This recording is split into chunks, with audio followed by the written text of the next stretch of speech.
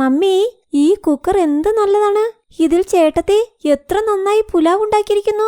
അമ്മയമ്മേ, please എനിക്കും ഇങ്ങനെ ഒരു കുക്കർ വേണം. ഈ ദീപാവലിക്ക് ഇങ്ങനെ ഒരു കുക്കർ തരാമോ? ആ ഉറപ്പായും. നീ നിന്റെ ചേട്ടത്തിയുടെ കൂടെ പോയി ഇന്ന് വൈകുന്നേരം തന്നെ കുക്കർ വാങ്ങ്. അമ്മേ, ഒരു കാര്യം ചെയ്. ചേട്ടത്തിയുടെ കുക്കർ 5 ലിറ്റർ അല്ലേ?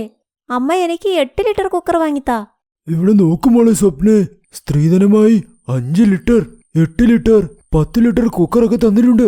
അതവിടെ ഉണ്ടല്ലോ. അയ്യോ, ഒന്നിന്റെ കൂടെ ഒന്നായാൽ കുഴപ്പമെന്താ? നമ്മുടെ ഒറ്റ മകളല്ലേ. സ്വപ്ന ഒരു അത്യാഗ്രഹിയായിരുന്നു. അവളുടെ കയ്യിൽ ഉള്ളത് വെച്ച് അവൾ തൃപ്തിപ്പെടില്ല. അതുകൊണ്ട് എപ്പോൾ നോക്കിയാലും അമ്മയുടെ വീട്ടിൽ വന്ന് എന്തെങ്കിലുമൊക്കെ കൊണ്ടുപോകും. എന്നാൽ മഹിമ അങ്ങനെയൊന്നുമല്ലായിരുന്നു. അവൾ സ്വഭാവത്തിൽ സ്വർണം പോലെയായിരുന്നു. ശരി, കുഴപ്പമില്ലമ്മേ, വിട്. ഈ അച്ഛൻ എപ്പോൾ നോക്കിയാലും ഇങ്ങനെയാ, അത്യാഗ്രഹിയെ പോലെയാ കാണുന്നത്. എനിക്കെന്റെ ഭർത്താവിന്റെ വീട്ടിൽ കുറവുകളൊന്നുമില്ല. ജനിച്ച വീടായോണ്ടാ ചോദിച്ചത്.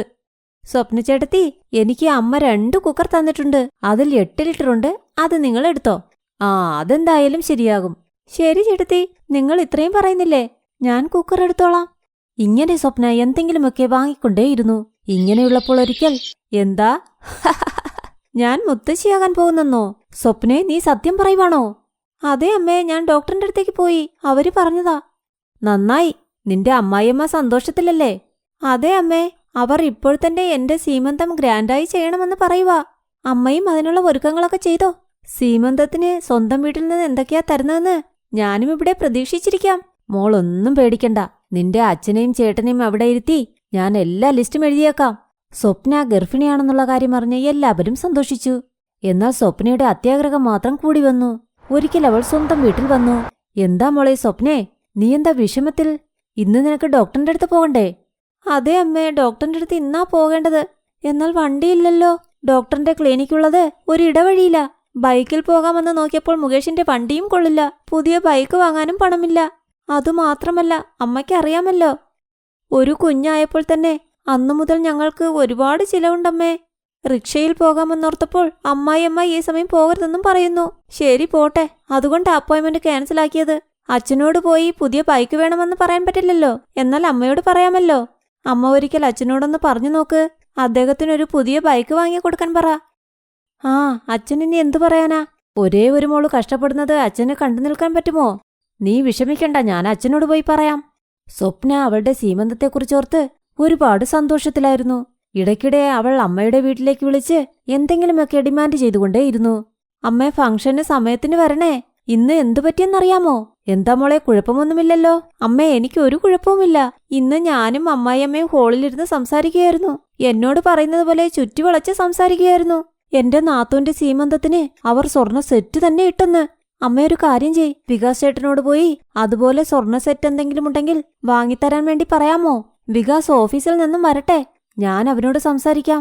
ഇങ്ങനെ സ്വപ്ന അവൾക്ക് വേണ്ടി സ്വർണ്ണ സെറ്റ്, ബൈക്ക് ഇങ്ങനെ ഡിമാൻഡുകൾ വെച്ചു. മോള് ചോദിച്ചാൽ പറ്റില്ല എന്ന് പറയാനും പറ്റില്ല. അടുത്ത ദിവസം വികാസ് എഴുന്നേറ്റതും പറയൂ ശർമ്മ അങ്കിൾ, നമസ്കാരം. എന്തു പറ്റി വികാസ്?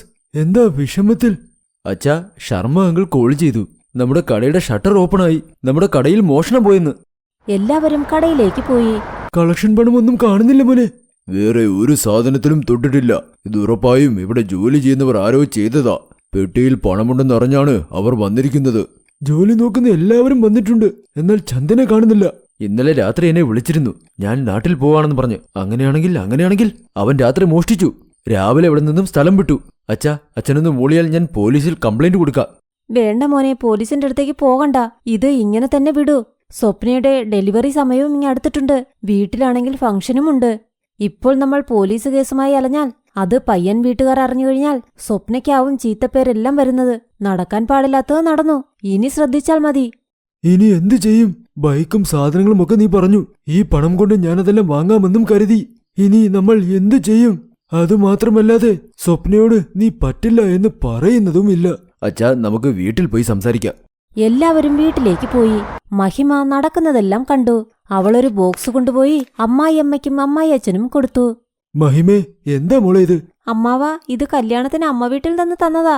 ഈ സ്വർണം കൊണ്ട് സ്വപ്ന ചേട്ടത്തിയുടെ സീമന്തം നടത്തൂ. ഇത്രയും ഭാരമുള്ള സ്വർണമെന്നും ഇടാൻ എനിക്ക് വയ്യ. എനിക്കെന്തെങ്കിലും വേണമെങ്കിൽ ഞാൻ പിന്നെ വാങ്ങിക്കൊള്ളാം. ചേട്ടത്തിയുടെ സീമന്തം നന്നായി ചെയ്യണ്ടേ? വേണ്ട എന്ന് മാത്രം പറയരുത്. മഹിമ പറയുന്നത് കേട്ട് അമ്മായിയമ്മയും അമ്മായച്ചനും കരയാൻ തുടങ്ങി. എന്നാൽ അവർക്ക് ഈ കാര്യമൊന്നും അറിയില്ല. അവരുടെ മരുമകൻ വാതിൽക്കൽ നിന്ന് ഇതെല്ലാം കേൾക്കുന്നുണ്ടോ എന്ന്. അവൻ അവിടെ നിന്നും സ്വപ്നയുടെ അടുത്തേക്ക് പോയി നടന്നതെല്ലാം പറഞ്ഞു. അച്ഛനും അമ്മയും ചേട്ടനും ചേട്ടത്തിയും ഇത്രയും ആലോചിക്കുന്നോ? എന്നാൽ ഞാൻ എപ്പോഴും അവരുടെ ബുദ്ധിമുട്ടിനെക്കുറിച്ച് കുറച്ചുപോലും ആലോചിക്കുന്നതേയില്ല.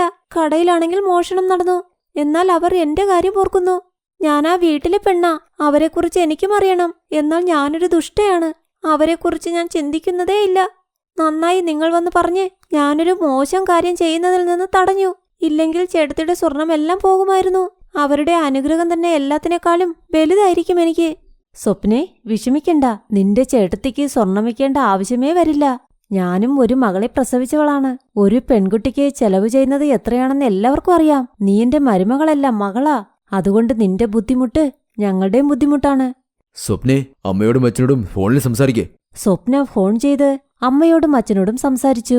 അത് കഴിഞ്ഞ് എല്ലാവരും സ്വപ്നയുടെ സീമന്തത്തിലേക്ക് പോയി. ചേട്ടത്തി, നിങ്ങൾ സത്യത്തിൽ ഒരു നല്ല വ്യക്തിയാണ്. നിങ്ങൾ മരുമകളായിട്ട് അച്ഛനെയും അമ്മയെയും നന്നായി നോക്കുന്നു. എന്നാൽ ഞാൻ മകളായിരുന്നിട്ട് അച്ഛനും അമ്മയും എത്ര ബുദ്ധിമുട്ടിച്ചു. ചേട്ടത്തി സോറി. അച്ഛ, അമ്മ, ചേട്ടാ, നിങ്ങൾ 3 പേരും എന്നോട് ക്ഷമിക്കില്ലേ? സ്വപ്നെ, നീ എന്താ ഇങ്ങനെ പറയുന്നത്? അതും ഈ സമയത്തിൽ? വാ നിക്ക്, ആദ്യം ദൃഷ്ടിയൊന്നെടുക്കട്ടെ. അതിനുശേഷം എല്ലാവരും സ്വപ്നയുടെ സീമന്തം വളരെ നല്ല രീതിയിൽ അവസാനിപ്പിച്ചു. അപ്പോൾ സ്വപ്നയുടെ മുഖത്തുള്ള ചിരി കണ്ട് എല്ലാവരും സന്തോഷിച്ചു.